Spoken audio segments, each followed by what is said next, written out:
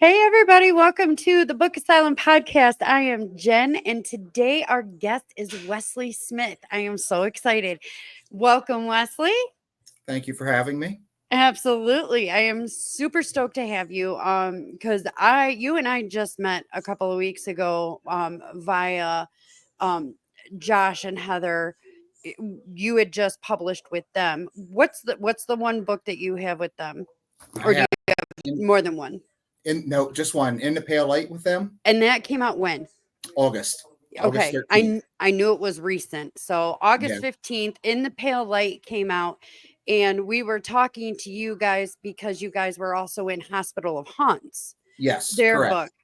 So but we, I wanted to get you on one by one and kind of see, what your journey's been like and stuff like that. So if you could kind of just give us some of the basics about yourself, you what you made you get into writing, how long have you been doing it, and just kind of so that we can have like kind of a baseline of Wesley Smith. Yeah, sure, no problem. Thanks. Um, I wrote my first short story when I was like 10 years old. My fourth grade teacher wanted us to write a Halloween story, and I was like, "Oh, that's cool! I can write a story." So I wrote this story, and it was like my mind just was like, it just exploded. It was like all of a sudden I realized I can create my own stories. Like at 10 years old, it never dawned on me that I could do this myself. And Yeah. I wrote that story, and I fell in love with it from there on out. And then I just kept writing. At 10 years old, you just write for yourself, and then Yeah. got more serious about it as I got into my teens. And then when I was 16, I published my first short story off the war nationally. Um, and that was a huge confidence booster. Um, and then a little bit later, in my 20s, I was submitting and doing all that stuff, getting rejections, and I get nibbles here and there throughout my 20s and into my 30s. And then I guess 2013, I decided to do my first self-published book. Along Came the Tricksters, and then I followed that up in 2014 with the sequel, All Hallows Eve, and then took another break for personal reasons. That kind of uh, uh, there's actually two reasons, but personal was the real reason. I kind of just went under the radar for a while and didn't publish a lot. I kept writing, Yeah. but wrote for myself. And then 2020 happened in the pandemic, and nobody was working, so I completely focused on my writing, and that's pretty much led me to here. So Wow, that's awesome. So, and you publish with. my first book was with Wicked House Publishing. That was Some Kind of Truth, and my second book was with Water Tower Hill, In the Pale Light, which you just saw. Okay. So what made you decide to go from self-published to using one particular publishing house and then going to another one? Um,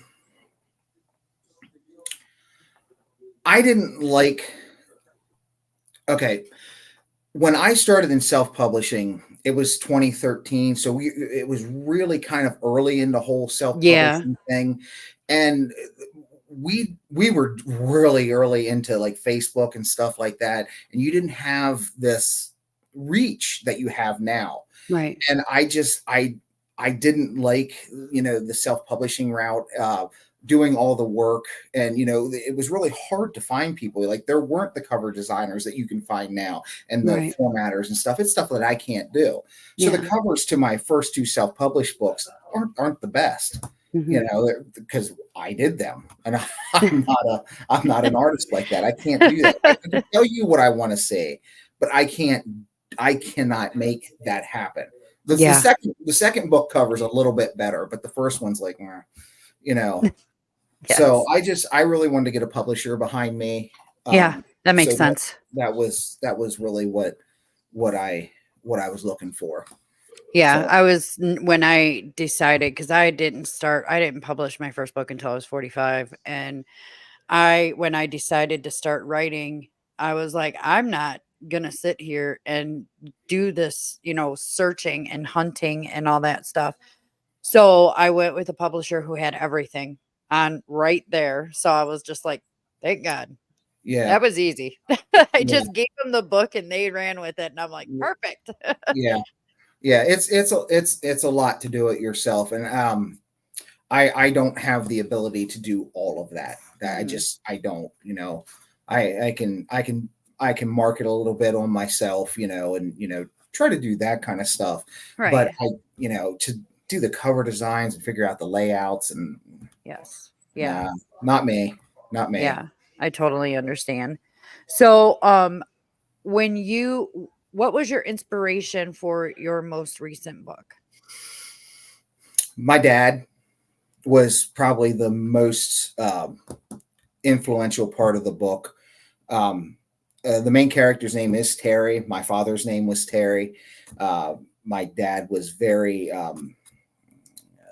had anger issues. Let's just put it that way. He had a lot of Mhm. health issues too. Yeah. Um, so I didn't know my father very well. He passed away when I was 12. So I didn't get to know him all that well, but I remember him having a lot of anger issues. My aunt, who I was very close to, his sister, would always tell me about he had these anger issues that they never understood why he had them, because he was raised good. He wasn't treated bad, but he always had this issue. So when I went to write the book, that was what I focused on, this character who had these anger issues, and how these issues of this how this issue of anger affected the whole perception of him in this town. And when the murders of his family happens, he's the natural suspect Right. because of what he is known to be. Now Yeah. I did change a little bit. Like Terry in the book is a drinker and a drunk. Ah, My okay. father was not. Yeah. So Okay. Well, so your book is it's a murder mystery. yes, Okay. yes, crime thriller. Okay. Love it. Love it. Um I I mean, there's so much true crime that's stranger than fiction. You can never come up with any of the any of the stuff that happens in real life. You can never No, think of that. But no. so when you are coming up with do you get inspiration from real life events, or Oh is it yes. something that you just come up off the cuff? Most of my stuff I get from real life events, whether it happens to me personally, Yeah. things I see in the world, articles I read. Most of my stuff comes from real life, because I'm a the real world horrors are much worse than anything that's in Yes. a book or anything like that. So that's that kind of that fascinates me. Yeah. I like to deal with real world horrors. Now not all my stuff is always you know um, uh, stuff that can happen. Yeah. My next book is not so much a, a real world situation, where it's because it's a thriller, a real thriller, not a crime thriller. So I changed that a little bit. Yeah. Sorry. Had to sneeze. But I've been even this fight. That's you're fine. Even the situation I put the characters in is very Mhm. relatable to everything that happens in the next book. So it's still real world situations, just embellished a little bit to make Right. it work. Do you find that you like become really involved in your stories and like emotionally involved, and like when stuff happens you're just like, oh my god, I you kind of lose your you get emotional about it, I guess. Do you find that at all when you're Um, writing your stories? I did within the pale light. It took a lot out of me mentally, physically. Um, I was I went through a lot of emotions writing that book, because it brought Yeah. a lot of my feelings towards my father and stuff. Even Right. if I tried to keep the character Terry and Terry separate, Yeah. but I even have him looking like my dad. Like he has red Hmm. hair, big red beard. Kind of looks like this face here, but Just read. but just red. Yeah, yeah. So, but me and my dad look exactly alike. So, Okay. but but uh yeah, it was it was an emotional one for me, and I even had a reviewer who read the book. It said their only complaint about the book was they were emotionally drained after they were done reading. Oh, that's a It, great compliment. yeah, yeah, That is a great compliment. yeah. They were emotionally drained, and they said in a good way. So that was a great review of the book because I wanted you to feel that way. Yeah, right. I mean, that's kind of like an author's dream is, I felt the intensity while writing it. I'm hoping that I'm getting that intensity Yeah, across. yeah. So, did you go to school for writing at all? Do you have any degrees in creative writing or anything? Nope, I am self-taught. Just Just read a lot. yeah, see, and that's what I find a lot of us that have Hmm. become authors. We're like, no, I was a reader. I spent my Yep, summers at the library. yep, That's how that was me. It was yep. always my dream to become an author and stuff like that. Um, so it's really cool that at this time we finally have been able to have more independent authors in Yes, smaller presses and stuff like that. yeah. So it's really a awesome thing. If you had any tidbit of information for new people out there that were considering it, they might have some stuff jotted down, but they were considering writing, what would that tidbit of information be? Get your first draft done, and then rewrite, and rewrite some more Yeah. because your first draft you're not done. So No, it's a first draft. yeah, It's a first draft for a reason. yeah. Just keep rewriting it. You'll get it. Yeah, won't be How perfect, particular? but it won't be perfect, but you'll get there. Never, but Yeah, that's why you have editors as well. right, right. How particular are you? Like, how many drafts do you go through before you send it to the editor? Oh, at least 20. At least 20, and I'm sure that's low. Not if I just include like the drafts where I'm typing away and changing things at 20. Yeah. I read it probably 40 times, and I also Okay. listen to it. I like to listen to my manuscripts as well. It gives a different take on it because when I'm listening to it, I can hear how it's being read for the reader. So Yeah. I really enjoy listening to that. Also, it picks up my mistakes that I Yikes. miss. Like when you write like from or from and Form. yeah, Yeah. and you're like, oh, I messed that up. Yeah. You know how many times I've done that? Yeah, I'm like, you know, crap. yeah. And when I listen to it, I'll hear stuff like that, and it's like, oh, that's wrong. But yeah, Yeah. I usually I'll go through them 20 times at least, writing them different drafts and different situations and stuff like that. But I can narrow it down to have the story complete in 3 drafts. It's just Nice. usually from there, it's like technical stuff, you Yeah. know. Maybe a little character work here and there, fixing up sentences, making stronger. Because I don't worry about any of that in my first draft. I just pound it out. Yeah. And see, Because I'm one of those I edit while I go. I can't do it. I just got to It's pound it out and get it. tiring. I But just I don't care about logic. I don't care if it doesn't flow right. I don't care about any of that. I just get that first draft out because I like to have a first draft done in about 3 months, and that usually entails about 3,000 to 5,000 words a day, and I wow. can usually hit that. I did my last book. They came at night. I did that in 2 months, Wow. and that I was trying to I started it in July of 2023 and wanted it done by September of 2023 because we were going on vacation. So I was like, I want this done before I go on vacation so I don't have to think about it. Yeah, you're not thinking about it on vacation Yeah. because I would for So sure. I was working like, oh my god, 5 to 10,000 words sometimes. I think I hit. I was tired after those days, but I was pounding it out. But yeah, it was Do 2 months. you have another pay bills job, or does this do that for you? Are you an author full time? I am an author full time. Yes. Lucky. Yeah. Yeah. Lucky. I wish I was an author full time. That is Yeah. so cool to me. That Yep. is so cool. So you have a good support system at home. Yeah. I have a great support system at home. That's awesome. Yeah. My That is wife awesome. my wife when my wife and I met, it was kind of the first thing that she didn't she knew I was into like writing, but she didn't know how much I was into writing, and I gave her a manuscript that's never going to be published. It was an earlier manuscript, and I asked her to read it, and she came back and she's like, "Okay, this isn't a joke. This is really good. This isn't just a hobby thing for you. This is Yeah. what you do." And I'm like, "This is what I do." That's awesome. So yeah, I've always had a very good support system at home, and she's always rooting for me, and she's always at all the signings, and she's good. She's good at mingling, Yeah. better than I am. That most of I'm us women are. I'm better at just sitting at my table and hi, how you doing? I don't Yeah. I don't Who like do to I make go this out to? I don't like to go and mingle with a lot of people. Yeah. It's So hard for me.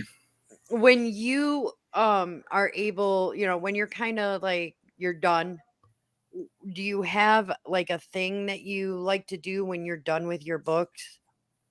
Is Hmm. there any type of ritual that maybe like you finish it and you go out for a steak dinner, or you get it sent in and go, I don't know, buy a new crystal, I don't know, buy a new lamp, something. No, not really. I mean, maybe I go have a cigar or something like that, but that's an everyday thing, so I guess that doesn't count. Oh, celebrating working on the book every day. That's Yeah. good. So I don't really have anything like that because I'm always thinking about the next one. I'm Yeah. usually by the time I'm wrapping up the one I'm working on, I'm already up here on the next one if I'm Yeah. not already there. So like I'm always excited to get started on the next one, and um, you know, and each book is different. They all Yes. create their some books are easy to write and other books are harder to write, and the one I'm working on now is giving me a lot of trouble. So Yikes. yeah. So what do you how do you take, or what advice would you maybe give to people who, like, they've got their book out and they're getting the reviews back and they stumble across that one nasty review? How do you handle it, and what advice would you give to others? Don't let it bother you. You're not going to please everybody. You know, don't let it bother you. I think one of the best things you can do outside of not letting it bother you, because that's just kind of a throwaway answer. But I think one of the best things you can do is look up your favorite author and see how many bad reviews they got on a book, because I guarantee they got bad reviews too. I Because wonder if they even read them. I don't know, I don't know, I wonder if those author, like mine is Dean Koontz. I love Dean Koontz. I right? wonder if he reads his reviews. I don't know. Maybe at least the good ones. You Yeah. know, he Yeah. might not go on to Goodreads and but they're so they're juggernauts of the industry too. So they have they're not like us independents that are really trying to get our work out there. And every review we're grabbing to get every review Yeah. to get our ratings up there and get people in to read our books. They're already at that level. I mean, I don't know if they care as much. Yeah. And I mean, somebody as old as Dean Koontz, and that's not being Right. nasty, but someone who has been around as long as Dean Koontz, by this point, his skin's probably so thick it Oh doesn't yeah. for He him. has zero, he gives zero Yeah, shits about those. Yeah, right. cuz I read, my god, he had a ton of books out when I was a teenager. He was the first thriller horror author that Mhm. I read, and I was like, "Oh, I love this guy."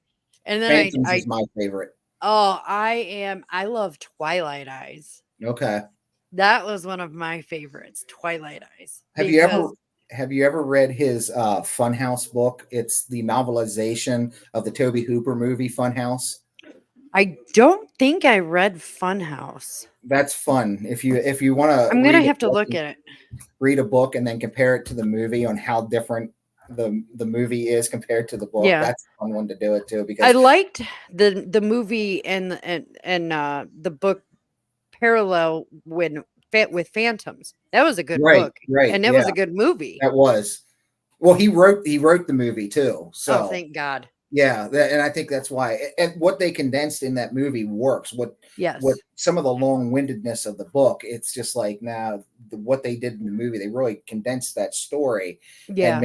made it what it was. And I do think the movie is very well done Yeah. in a I comparison piece agree. to the book.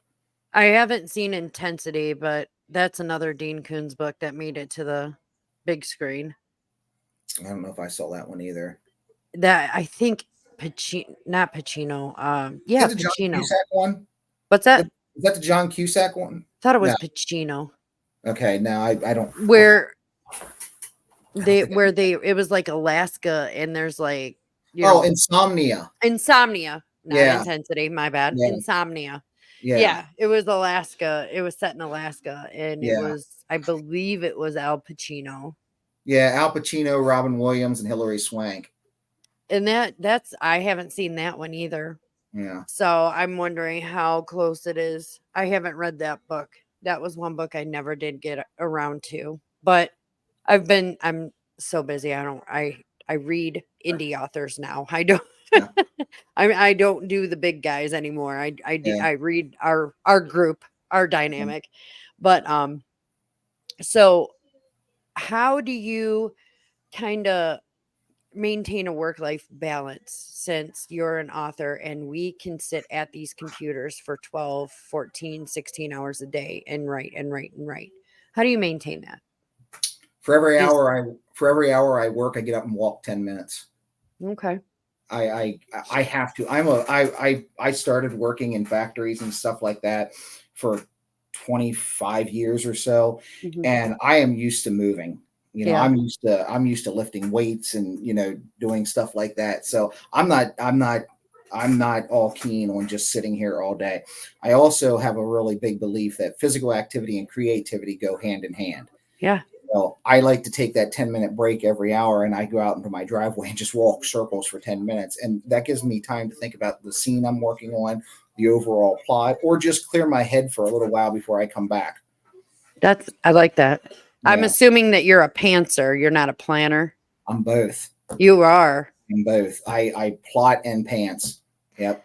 I'm a seat in my pants kind of gal, but when you come to a point where you are having a hard time, like it's not really a block, but it's kind of like a doorstop and Mhm. is in the way. How do you handle that? The walks, is that the only thing that you do, or Yeah, usually if I'm really stuck on a scene and I don't know where to go with it, usually my best bet is to just shut the computer down and walk Mhm. away. Go Yeah. do something else. I'll Yeah. figure it out. And it's like I'll figure it out because I'll go like, okay, I can't think of this right now.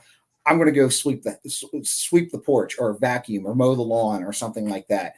Anything to get my mind off the initial thought, and then usually within that time that I'm doing that, I'll figure it out. Nice. And then sometimes I get really stuck, and then I'll talk it out with my wife sometimes and be like, I got to run something by you. This is where I'm at. You know, see if we can work this out, and just verbalizing it Yeah. sometimes.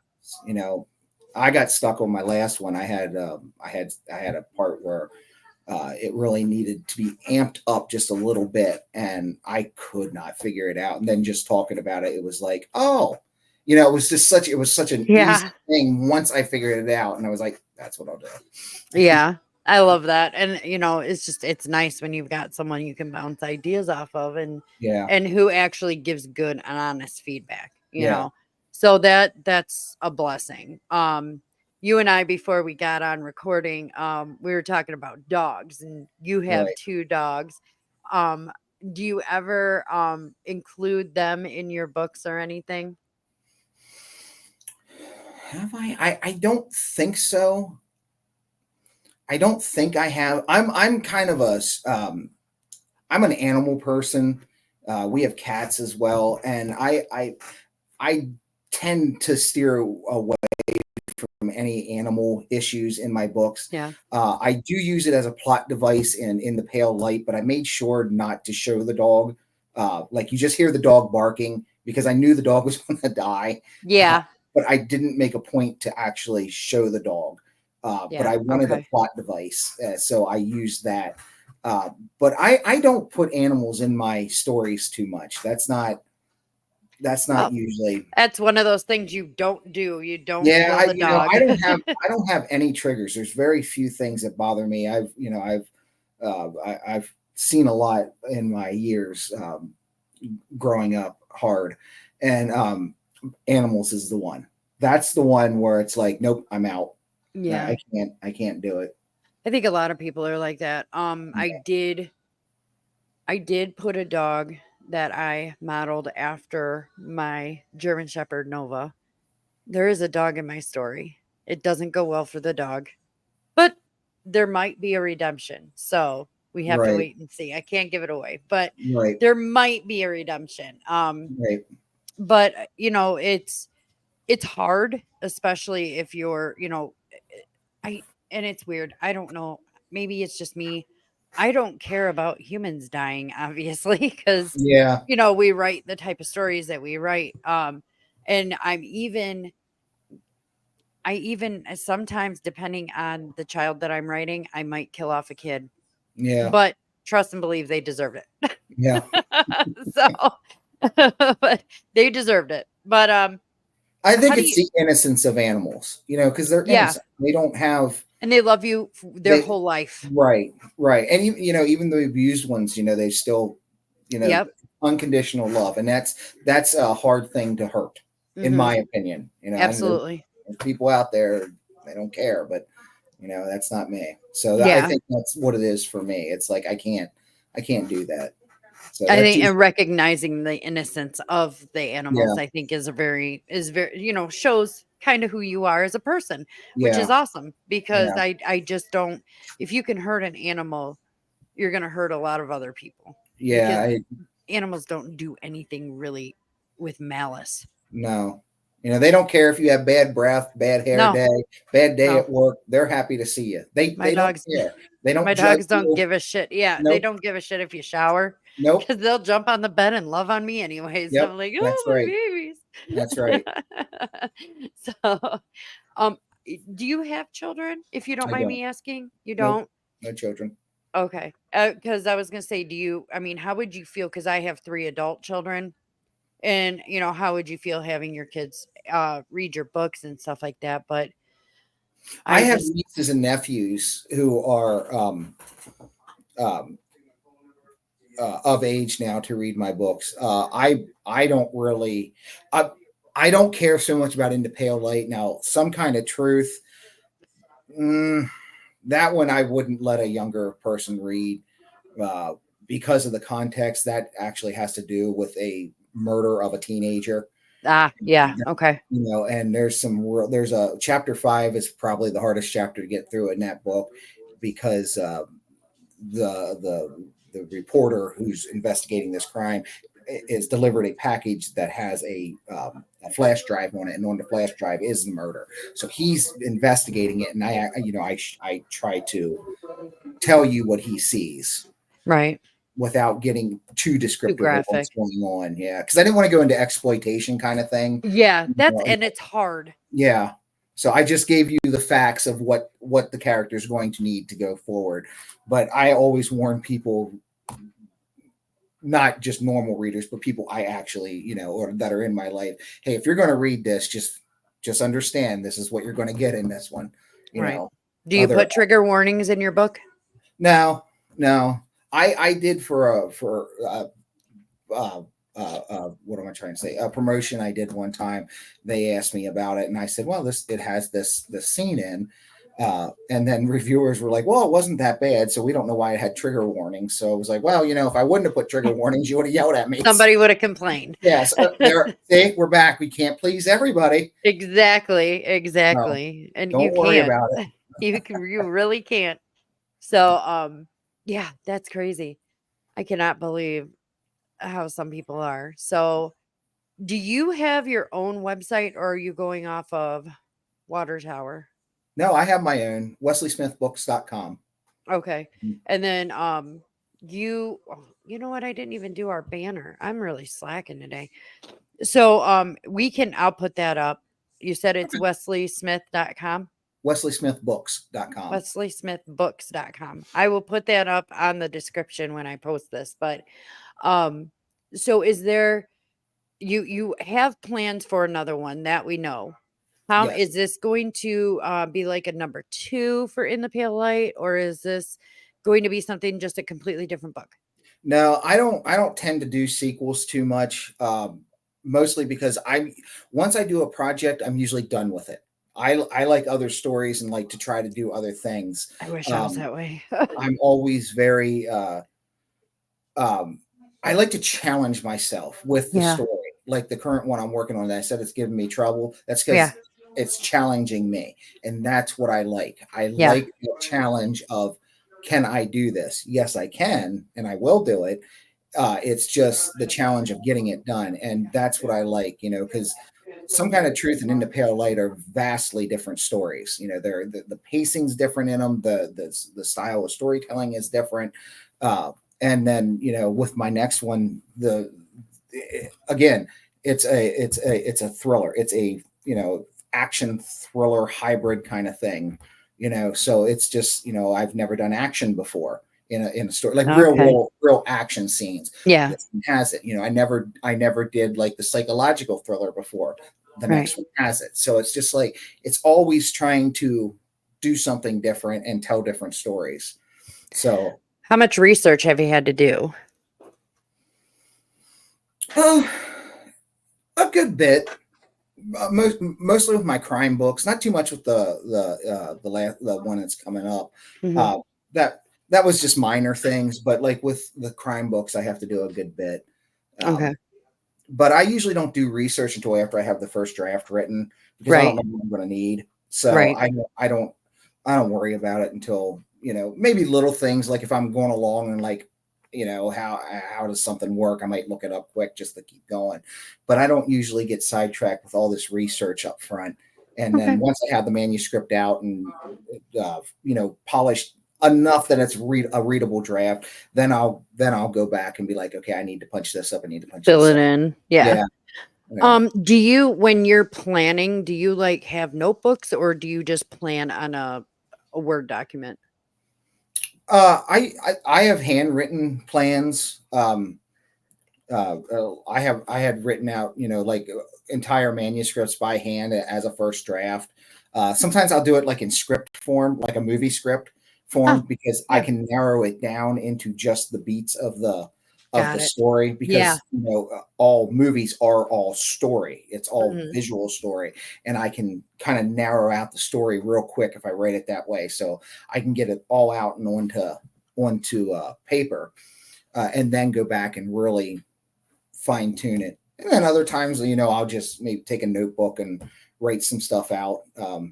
It just depends on the process. I usually like to have my characters' backstories kind of figured out before I go into it, Yeah. because that one is always what kind of gets me hung up.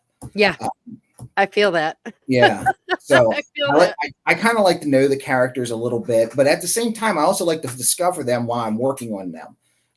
Like I have a vague outline of who they are, and then as I start going, and if they start to kind of take over this personality, and like that's who they are, I just tend to go with it, and then fix them accordingly when I go back and edit. Right.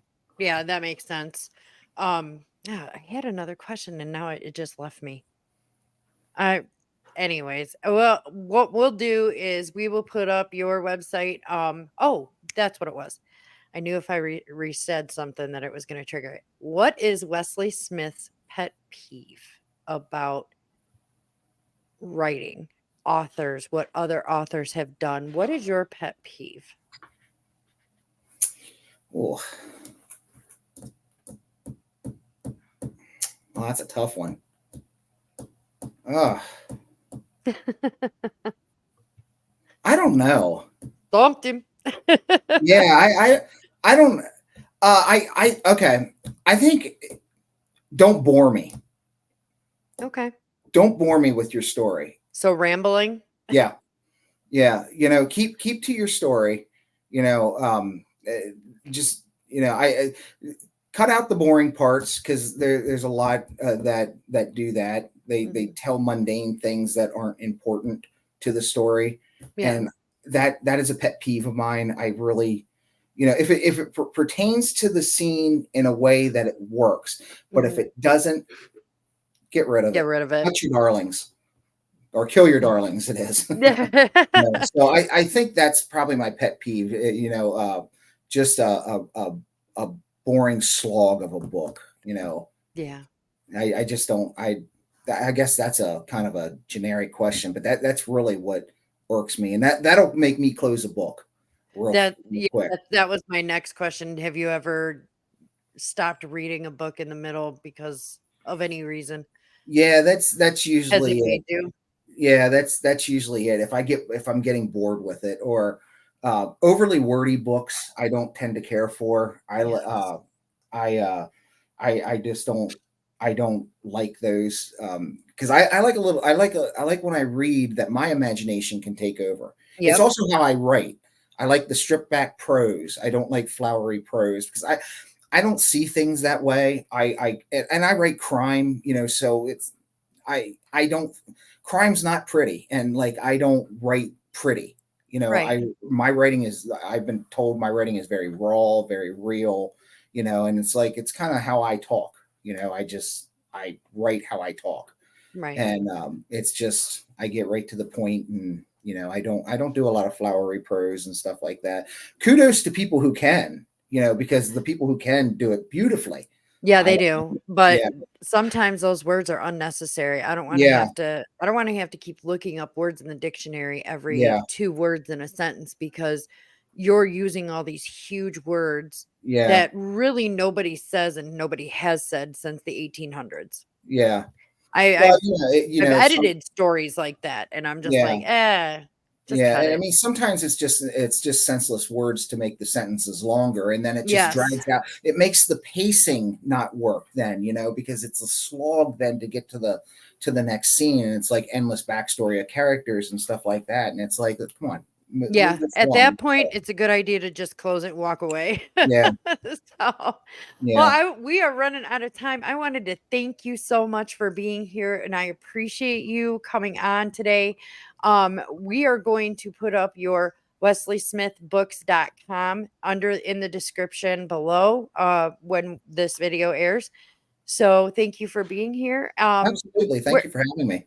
where else can we find you? Can we find I, you on Facebook I'm or on Facebook at Wesley Smith Books. Yeah, Facebook at Wesley Smith Books, and then on Instagram at W Smith Books. nice? That's it. That's Okay. all I'm on. Thank you so much for being Thank here you. again. I appreciate you. Stick around for just a second. I'm going to end the video, but thank you for everybody who paid attention and was here for the Book Asylum. This is Wesley Smith. I'm Jen Folk. Thank you for showing up and showing out. Have a great day. Thank you. Bye bye.